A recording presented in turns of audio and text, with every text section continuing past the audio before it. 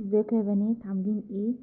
النهارده بقى هقول لكم احسن وصفه تعملي كريم تفتيح في البيت بمكونين بس سهلين جدا. اقوى كريم تفتيح للبشره، حرفيا مش هتلاقي كريم تفتيح في الصيدليه يديكي نتيجه فعاله زي اللي انا هقوله لك النهارده ده. واسالي كريمات التفتيح بره عامله ازاي وما بتجيبش نتيجه، لكن ده بيجيب نتيجه قويه جدا وسهل مكونين بس. قبل ما اقول لكم بقى الطريقه، انزلي اشتركي في القناه وتدوسي الاشتراك وتدوسي لايك. اول حاجه انا محتاجاها ايه؟ اي كريم ترطيب للبشره، كريم الترطيب اللي انت بترطبي بيه بشرتك، ده اول مكون معايا. تاني بقى مكون معايا ايه؟ هو زيت العرقسوس.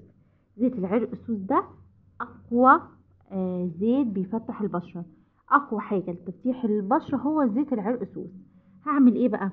هحط من زيت الترطيب بتاعي، حطيت من كريم الترطيب بتاعي، كريم الترطيب اللي انتي بتستخدميه، ماشي، حطيت عليه نقطة من زيت العرقسوس. يبقى هتجيبي زيت الترطيب كريم الترطيب على نقطة من زيت العرقسوس، عملتهم كويس وهبدأ ادهن بيهم وشي كويس قوي.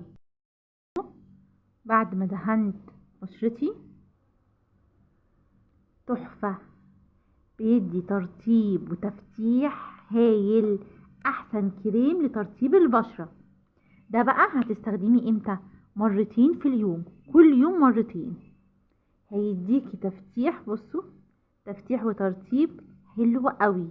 واصبي عليه كل يوم مرتين، كريم المرطب عليه نقطة من زيت العرقسوس، هتلاقي نتيجة جبارة. واصبي عليها مرتين، مرة الصبح ومرة بالليل.